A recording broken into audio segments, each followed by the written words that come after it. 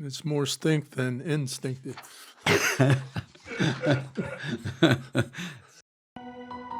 Thank you for joining us for Effective Heart Change, the podcast that will discuss how to apply faith principles to real-life situations.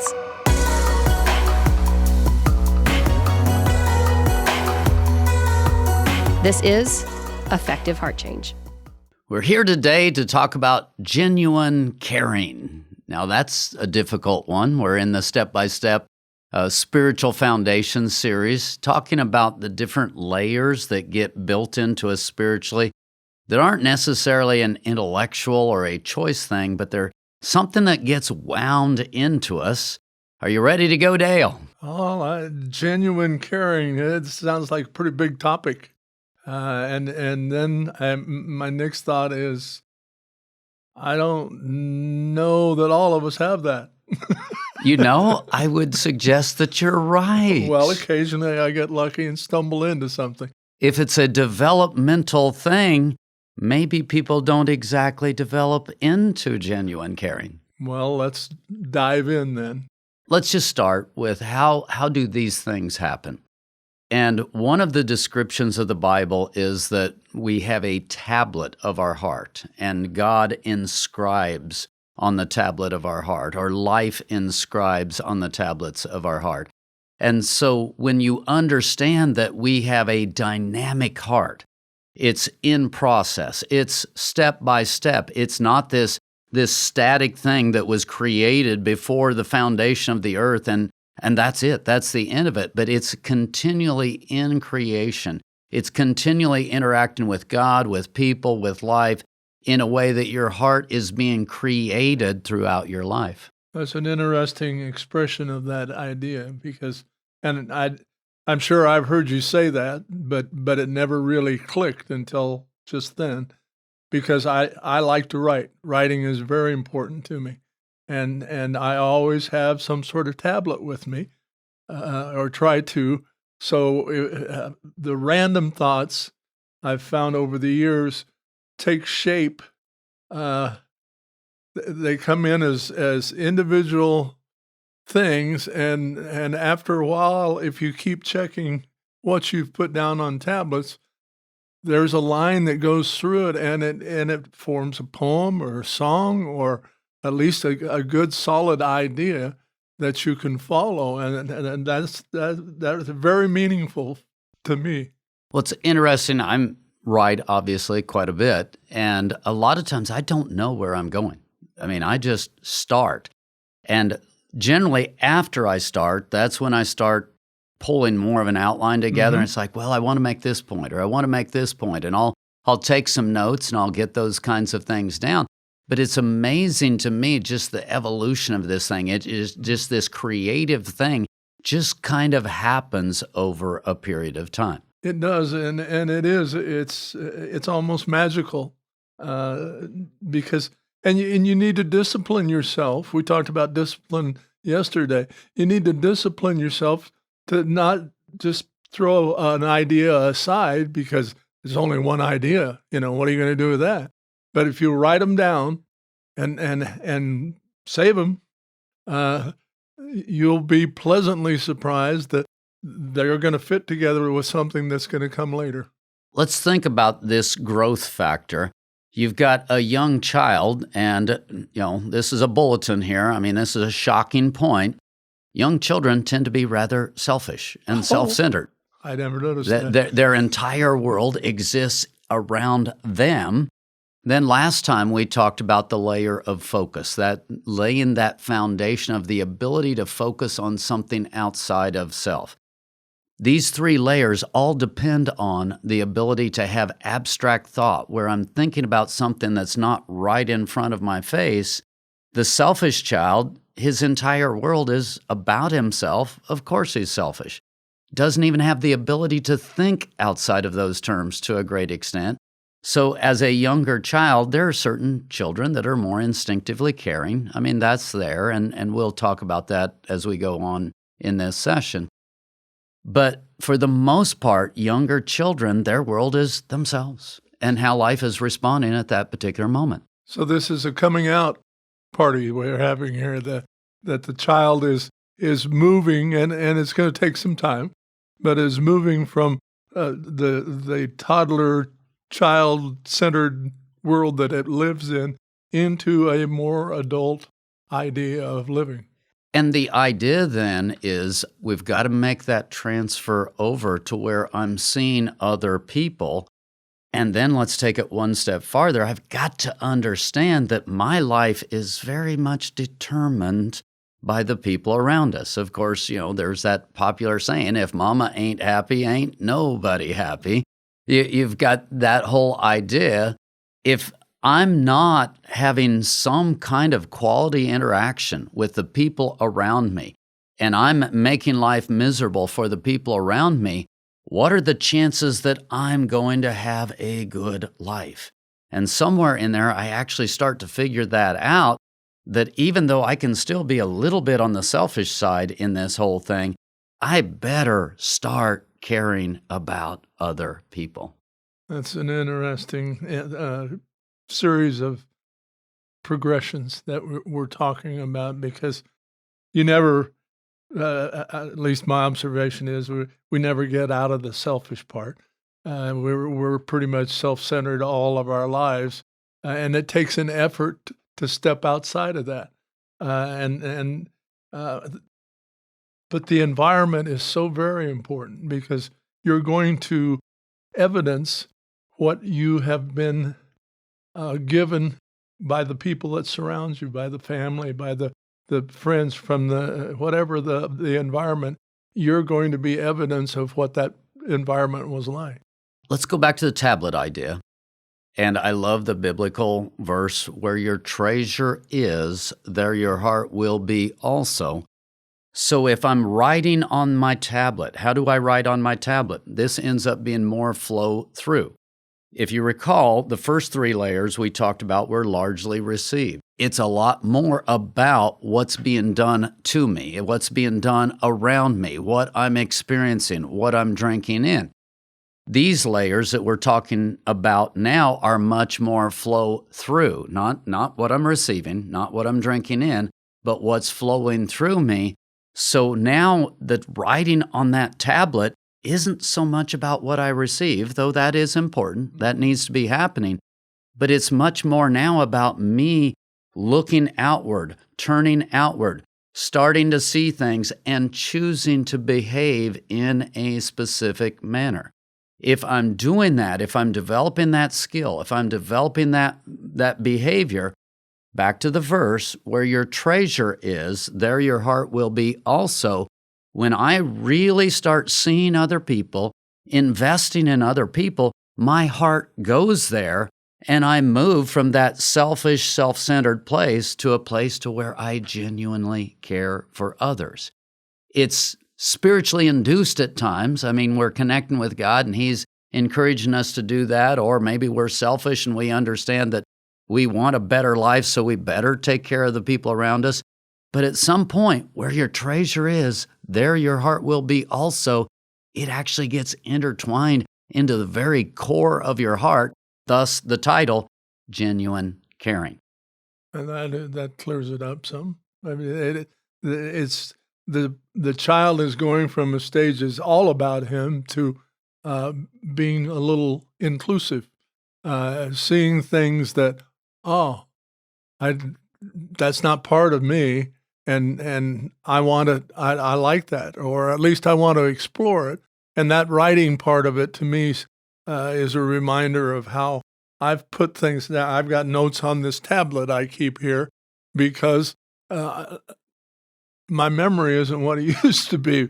But I see it in the child in a maturing process of deciding that might be important to me, and then progressing with that.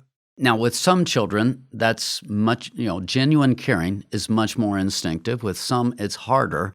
We'll talk about that more after this break. We're going to stop, review some of the points that we've made during the first segment, and then we'll continue.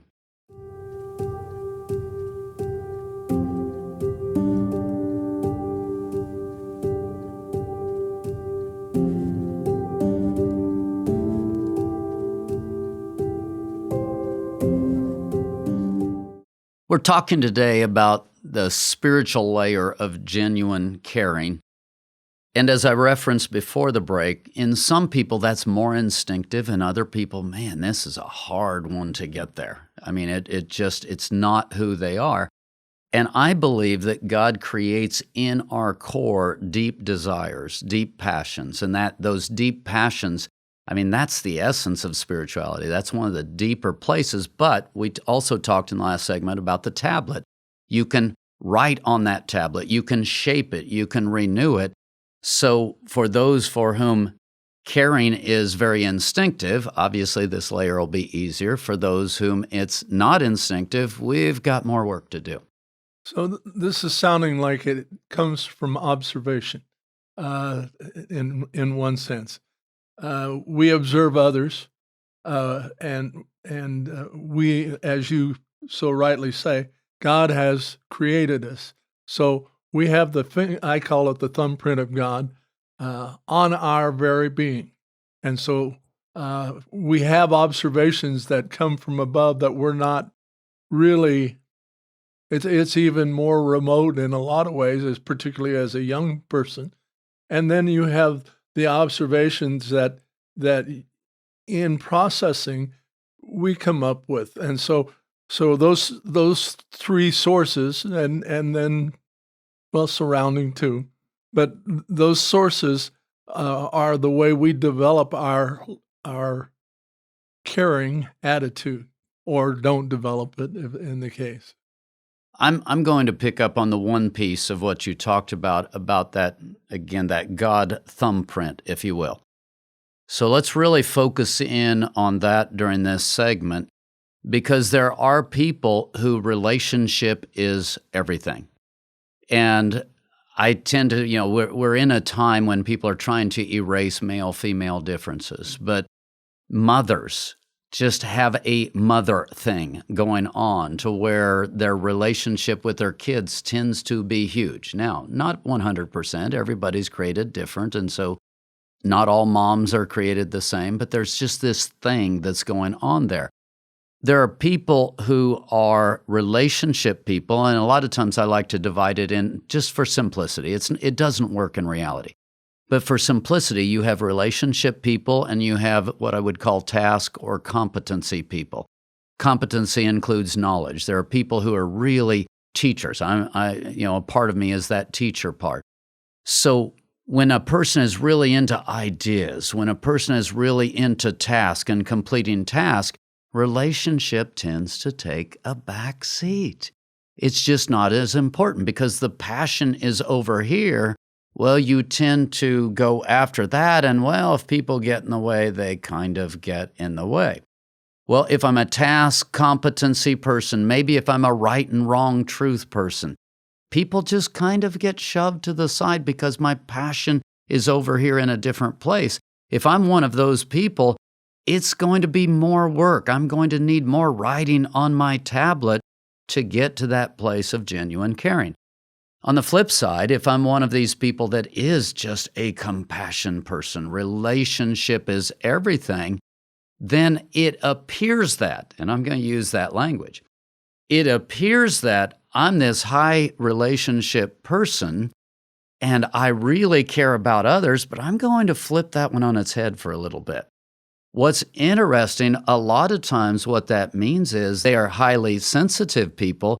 They don't want their feelings to get hurt, so they kind of tiptoe around other people so as not to provoke other people in a way that, okay, I don't want that person responding badly to me. Well, is that genuine caring? Sometimes genuine caring is back to maybe this truth person who worries about right and wrong and getting things right. Sometimes genuine caring is not so much about caring about your feelings, but speaking to you what needs to be spoken to you. So the language is genuine caring. The language is not, well, let's be sensitive to other people's feelings. So if I understand what you're saying, it's sometimes what we think we're really good at, we're really not, and that oftentimes the thing that is the biggest problem in your life is probably the greatest potential in future times if we spend the time and go through this process of growing and going out of being self-centered to considering other people's feelings, which is genuine caring, as I understand it. I could have easily used the word love, but love has been so perverted, misused in terms of back to what I was talking about. Well, let's keep everything on a touchy-feely basis, and I can't say that to you. Well, ultimately, if you really love other people, you care about their outcomes. You care about what's best for them, what's going to get a good result in their life and create better families and better lives and all of that. Many times, if I care about you, I actually need to hurt your feelings. I need to challenge you. Now, that's harder with older people, but that's not hard with a 3-year-old who's throwing a temper tantrum. It's kind of like, okay, or a 3-year-old who needs to take a nap, or whatever language, there's all kinds of different situations when you're picturing children. It's like, oh no, I can't just give them what they want. We can't just play touchy-feely with this child. We've got to bring some parenting to the situation. It's not hard to understand at that level. Somehow we're not very good at translating that love is not about your feelings and making sure that we tiptoe around, but love is actually about helping grow you and produce better outcomes in your life. So what you're saying is genuine might have something to do with you being honest. If it's going to be real, get real is what we said the other day, and you need to be real in your communication, and sometimes that isn't a comfortable place to go. I love that word genuine. What you're saying, get real. When you start thinking about that, you've got these instinctive gifts where some people are more compassionate. They appear to be more relational, and in reality are more relational. They care more about people. They care more about relationships. They work harder at it. And believe me, this section is work if you're going to do it right. And we'll talk about that work as we go on. But you've got to work at it. You've got to press in. You've got to develop a skill. These are topics we need to develop, but we'll do that in the next segment. So we'll stop and do a few questions, and then we'll continue.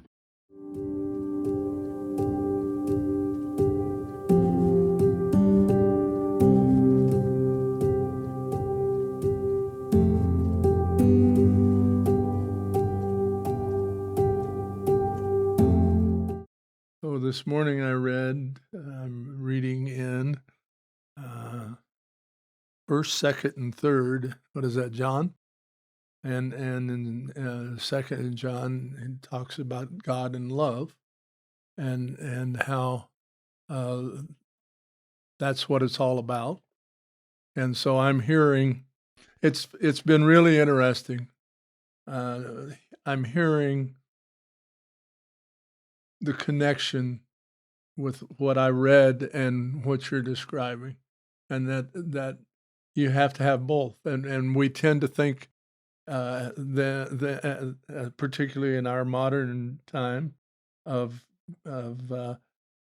love as being anything that involves feeling, and the reality is there are 3 different words for love, and the reality is we consider sex in America, I believe, more about what we think love is, and it's overrated in that sense. Let's step outside of sex for a moment. Yeah. I mean, how I feel when I'm around you. And sex obviously is the explosion. It's the dynamite, if you will. But when I'm around you, I feel certain kinds of things. Do you hear the selfishness of that? I want to have the kind of relationship with you where I feel good, instead of the kind of relationship where I have genuine caring. And if I have genuine caring, I actually see you. I see you in a reasonably accurate manner, and I'm able to bring the kinds of skills to the relationship that I can make your life better. Now, let's just stop for a little bit. Obviously, if people make us feel good, we want to be around them, so you have that. But in the bigger picture, at some point, I start recognizing the difference between fluff and depth and reality.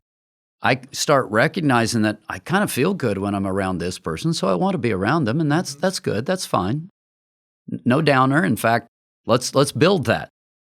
But there's also a deeper thing of I realize that when I'm around this person, and it's totally out of context and doesn't really fit, but Laban said to Jacob, it's kind of like, I know that when you're here, God blesses me. Well, that language should be able to be used by the people around you. If you're walking with God, the people around you should be able to go, wow, when I'm in relationship with you, I grow. When I'm in relationship with you, I'm just a better person. I'm moving in the right direction, all of those kinds of things.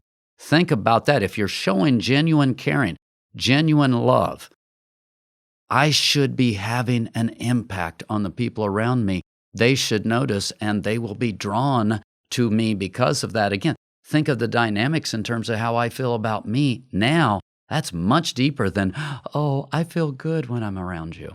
The point that the Message Bible made was that love and God are connected, and we tend to disconnect them and think I can be in love and not have any thought about God, and so it's an incomplete view. And what you're pointing to is that the way the complete view is completed is by the combination of taking in and giving out.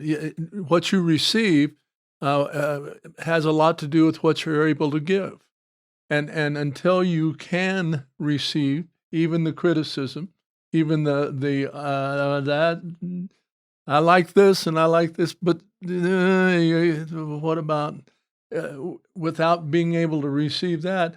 You're saying, no, I'm fine as I am. Well, we're all in need of each other, and honesty, genuine caring is honest and it's loving.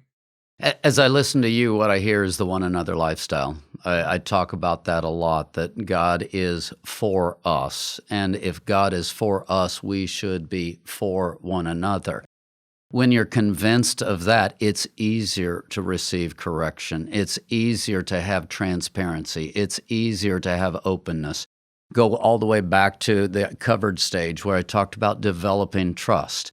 If you're not developing trust, if you're not developing openness, you can't do this layer. You're not going to be able to receive criticism. You're not going to be able to give it. You're not going to be able to challenge one another. The only thing we can do is to try to stay more in what I would call the fluff layer of, okay, let's just walk really softly here, and maybe I can make you feel good when I'm around you. I'll be really, really positive, and I'll be really, really careful. Okay, that's fine. I mean, there's times when that's not a bad thing. Be nice, play nice. But it's not going to produce a lot of growth. Exactly. Truth is God. And without the ability to exchange those things, we're missing out. Well, genuine caring gets into these kinds of things. It really gets into the skill levels of being able to go back and forth and work with these kinds of things. And we've reduced it to an emotion and an emotional feel, and that just doesn't cut it. That doesn't produce genuine caring. What we've been talking about really goes back and highlights something I mentioned before, but I really want to talk a little bit more in depth. What's interesting, and it sounds contradictory, but to develop genuine caring actually requires a little bit of selfishness, if you will. Well, we're good at that. Yeah, we're good at that. So if I'm actually going to care for others and be willing to do the work that I need to do, I've got to see this point. Mention the one another lifestyle, or we can talk about that.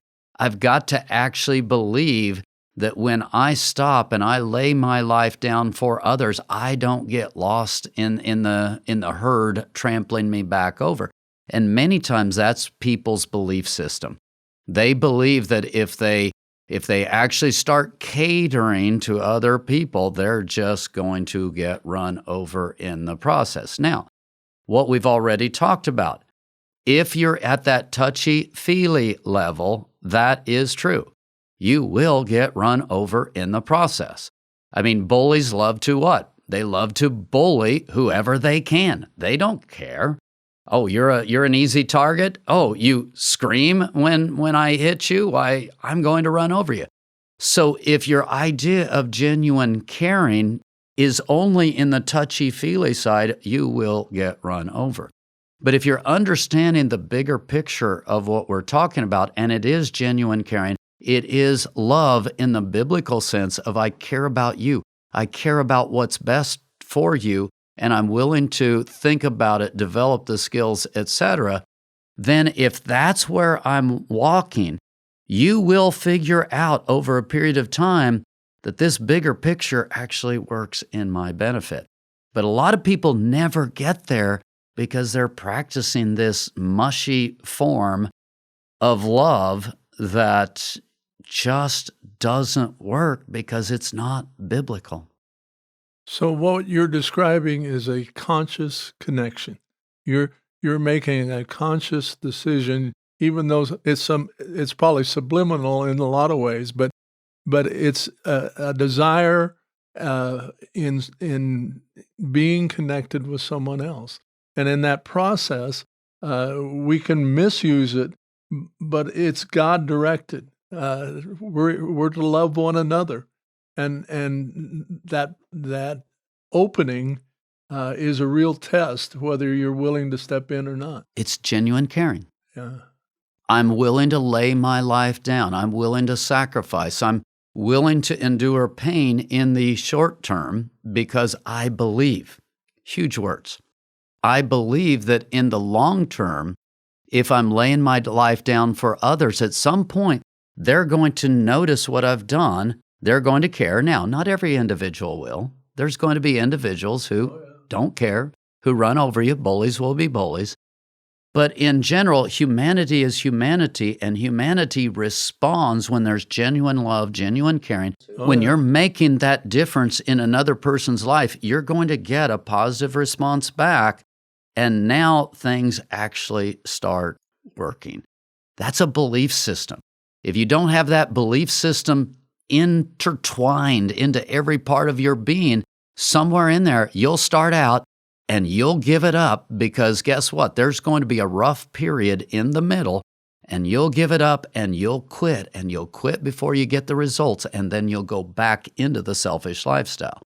So in order for me to develop this, I've actually got to believe in God, in what God's doing in and through others, and that if I genuinely lay down my life for others, it will create the best outcomes. Are you ready? For me. Hallelujah. I can actually be selfish in this thing, and it still works. Now, we'll take a little bit of time to review some of what we've been talking about, and then we will talk about the skills part.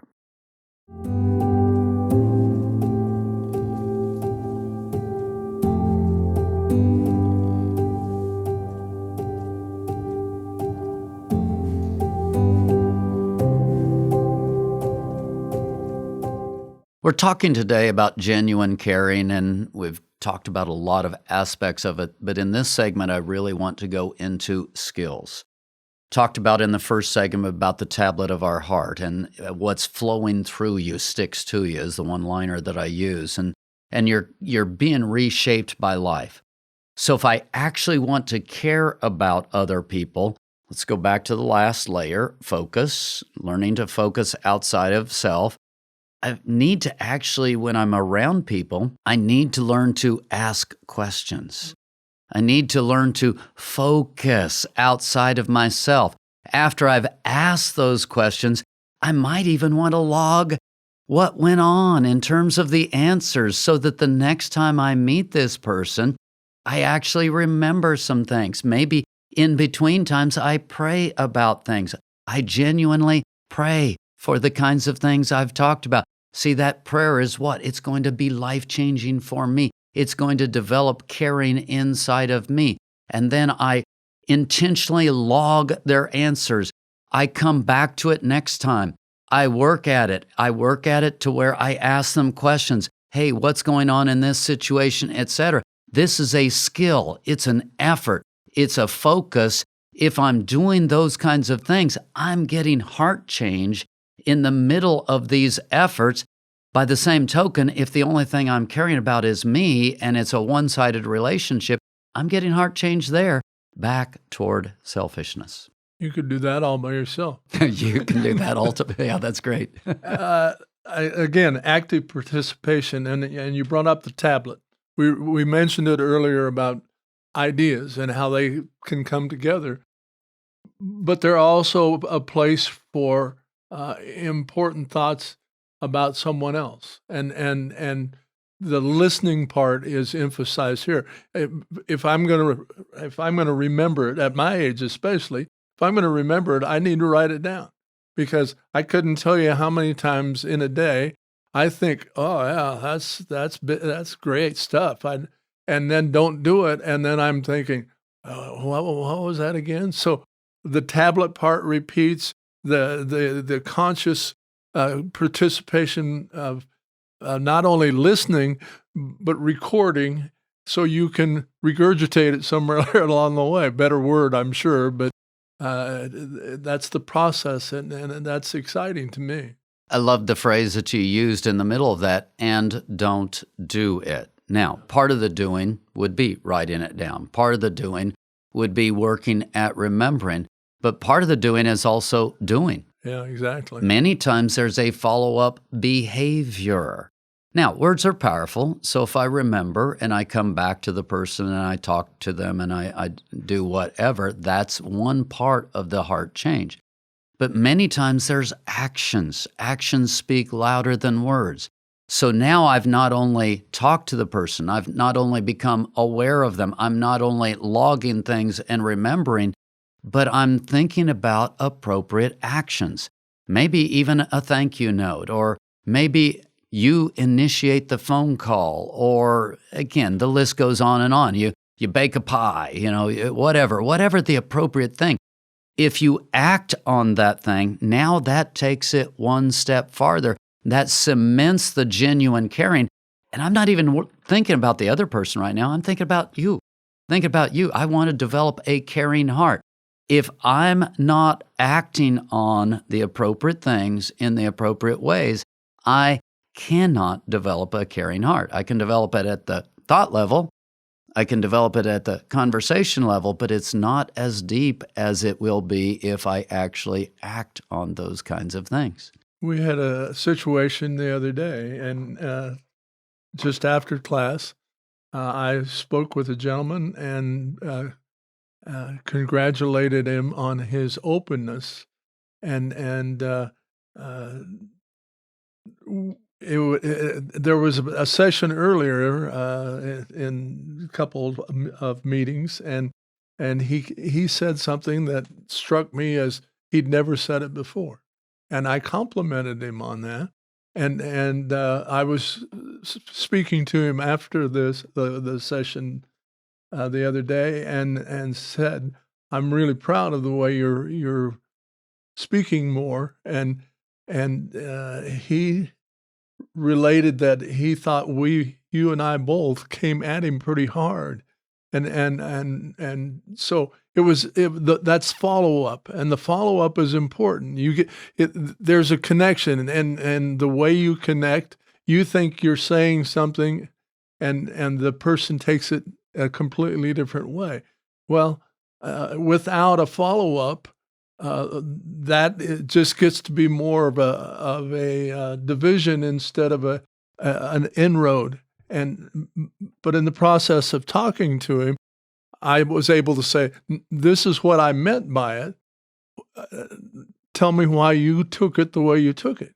And then I called you over, and then you had an opportunity to speak to him. But that continuation is so important. You make an inroad, for a reason, and the reason is you want to go deeper. That was a nice title of a book I read one time, Going Deeper. Wonder where you read that.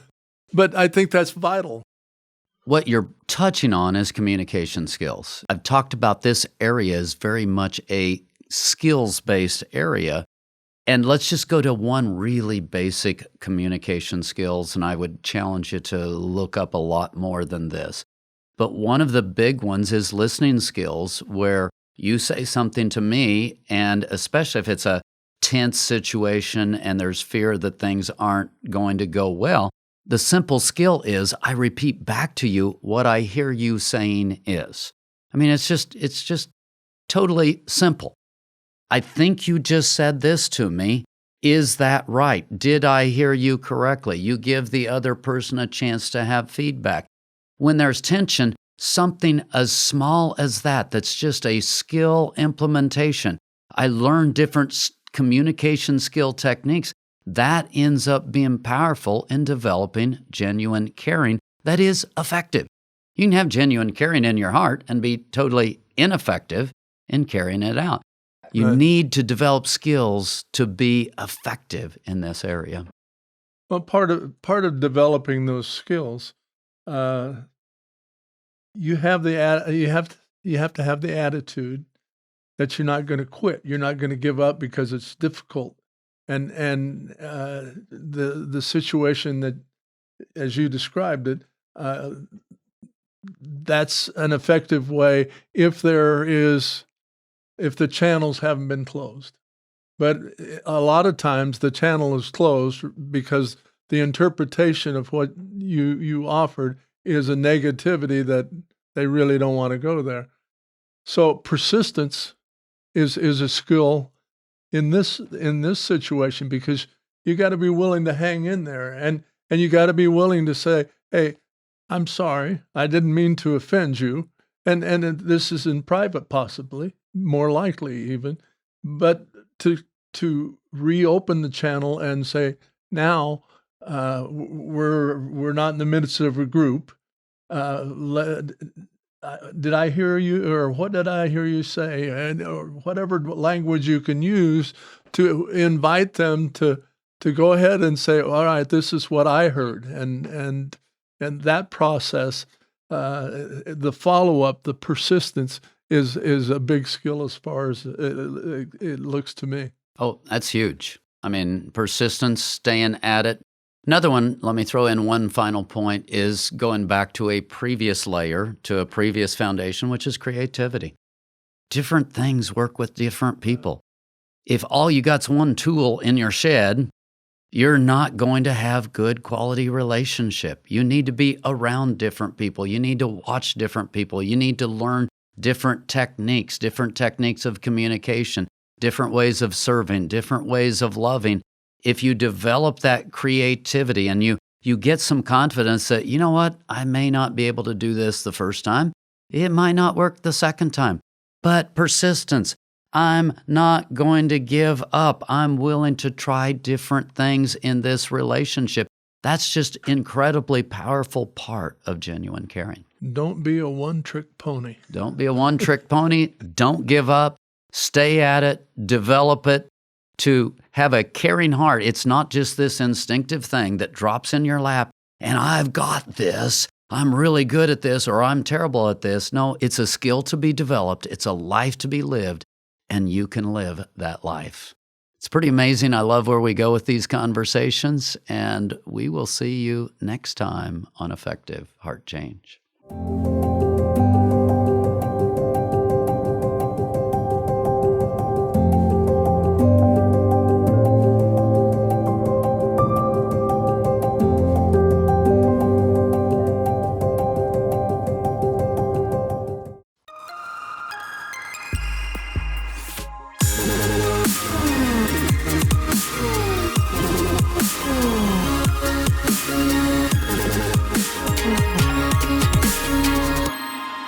Video production, editing, and audio by Matthew.